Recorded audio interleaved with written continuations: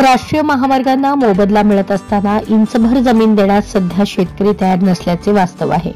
दुसरीकडे माढा तालुक्यातील कुंभेज गावच्या अशिक्षित बापू बन्सीलाल नागटिळक यांनी आपल्या मालकीच्या बागायती जमिनीपैकी 2 गुंठे क्षेत्र विना मोबदला गावातील मुलांच्या अंगणवाडीला देऊन गावचा औपचारिक शिक्षण सुविधेचा प्रश्न सोडवला आहे। त्यांच्या दातृत्वाची ही कथा आणि लहान मुलांच्या पूर्व प्राथमिक शिक्षण विषयक प्रश्नाशी असलेली आस्था इतरांसाठी प्रेरणादायक ठरली आहे।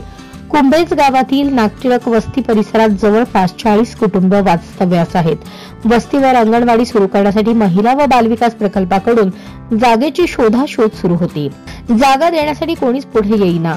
कुंभेज परिसरातील पट्टा बागायती आहे। इथल्या मुलांच्या औपचारिक पूर्व प्राथमिक शिक्षणाचा प्रश्न कसा सोडवायचा असा प्रश्न होता। मुलांच्या शिक्षणाचा प्रश्न लक्षात घेऊन त्यांनी नागटिळक यांनी 7.5 एकर बागायत क्षेत्रापैकी 2 गुंठा क्षेत्र अंगणवाडी करता देण्याचा निर्णय घेतला।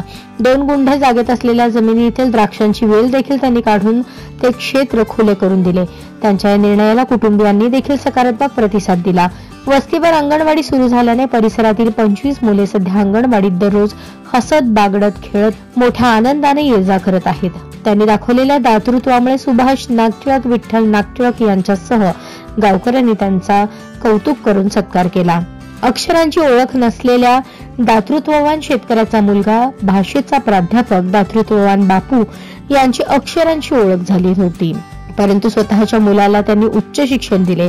बारामती येथील महाविद्यालयात त्यांचा मुलगा मराठी भाषेचा प्राध्यापक म्हणून कार्यरत आहे। दुसरा मुलगा गावातील शेती पाहतो। कुटुंबाने वडिलांच्या शिक्षण विषयक निर्णयाला कसलेही आढेवेढे न घेता समर्थन दिले।